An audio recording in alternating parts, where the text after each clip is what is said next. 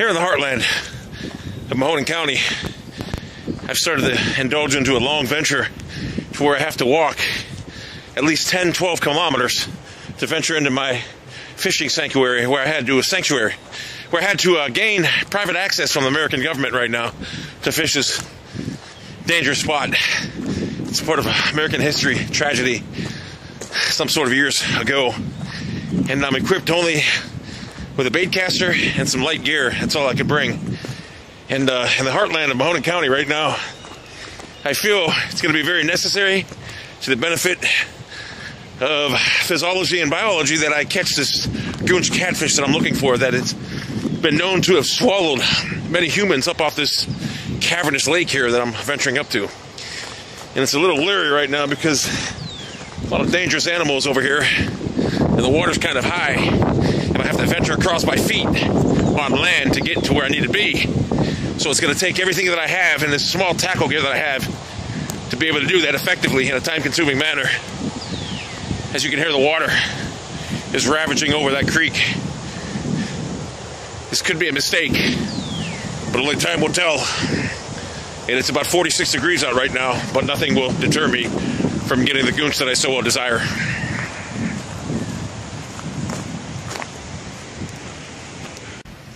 Back in the heartland, the funny thing about this walk is I know that I'm going to have to traverse through a lot of water. And it's like 40 degrees out right now, and I didn't bring the appropriate gear because by federal judicial bear codes, I'm not allowed to bring the proper attire to trench through these or traverse through these waters. So I got to make best with what I have. And it comes to a spot right now where I'm probably going to have to traverse through water right now and get wet. It's not something I'm looking forward to right now. It's the nighttime here. It gets kind of cold at this time of year, and it could be unbeneficial to maintaining good health throughout this 6-day stage that I've been warranted and granted here. And it looks like this is it. I'm gonna have to walk through this creek, so I need to get over there. And this could be very dangerous right now, as the water's pretty high. One slip, I'm out in the middle of nowhere.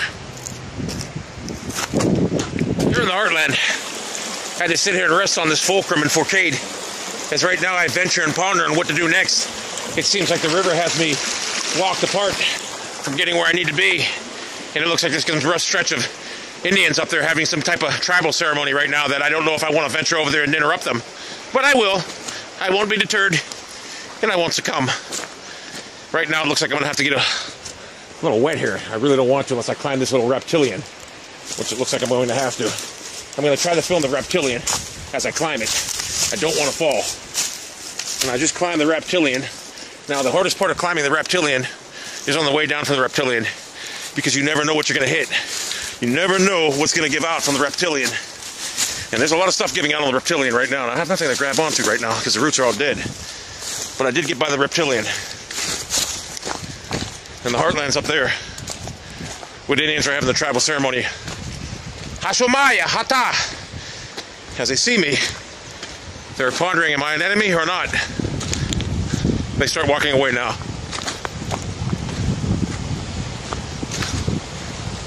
How? Hasalamahau, Hasalamahau. They know I come in peace. They invite me to join the war ceremony. I declined. No, I gotta get over here. Here's my way of getting across. Right here. I'll get across here. Log seems pretty sturdy. It is. I just don't want to have a fall. If it falls and I fall in, I'm dead. Be upset. And there I go. I just crossed another reptilian. We're making progress, people. As you can see, I'm hatless now. As one of the local Inuit children was being baptized back there, and I offered my hat for a cleansing towel in good faith. So now I'm hatless on my journey. Yet I'm actually hot, and I may offer them my jacket on the way back, because it's very warm right now at this juncture. And as you can see, the cataleptic mountains and the cavernous view that I'm in right now, it's a very dangerous progression that I've just started. And the trees right now that I used to take out seem to be much thicker and sturdier. And it seems like they may attack me at any given time. I have to be awful aware of that. With a keen intellectual instinct and interest ahead of me, I must flourish on my crusade to catch this goonch. I will not let this goonch defeat me. Nothing will deter me in my efforts to capture the goonch.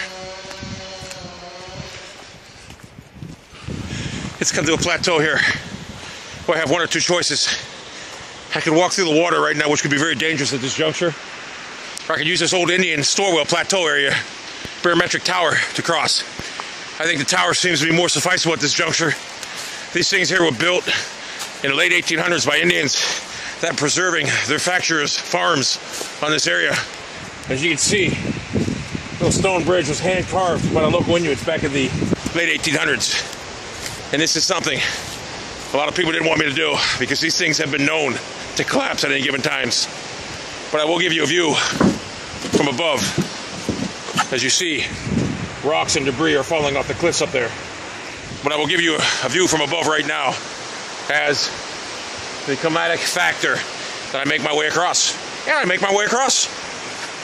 As I made my way across the local Inuits' ancient plateau ground, in the foreground is the Shunkatani River Basin, which is home of very dangerous Chinook salmon that have been known to snatch people right up and kill them. Now, I won't go after them at this juncture, but I will be going after the infamous goonch catfish over here at this local preserved off-limits area that I had to get special permission to be granted to go to. As I sit here above, below the foothill of that dam up there, where the goonch have been spotted, where they've been taking local anglers' arms off, I wonder amidst myself, shall I even attempt such a dangerous stunt?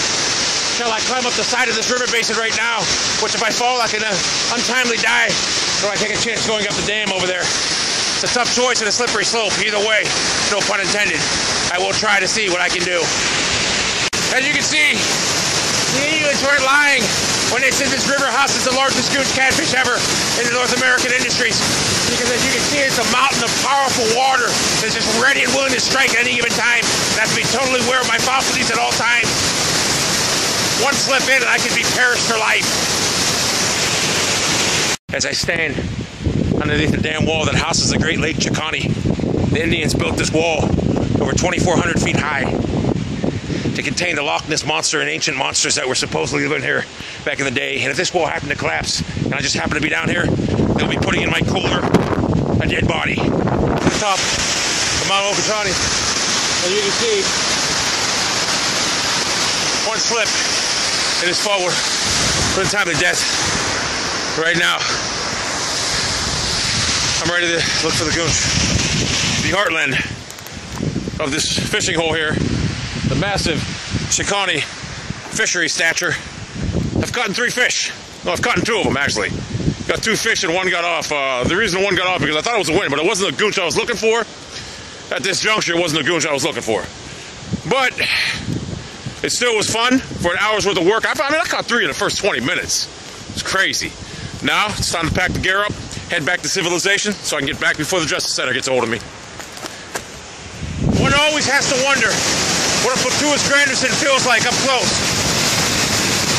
I can just tell you right now, from visiting these old ancient Indian burial grounds before with the local Indians, they feel like a massive water destruction of power, and it powers over your body. And I gotta tell you, if this dam collapsed right now,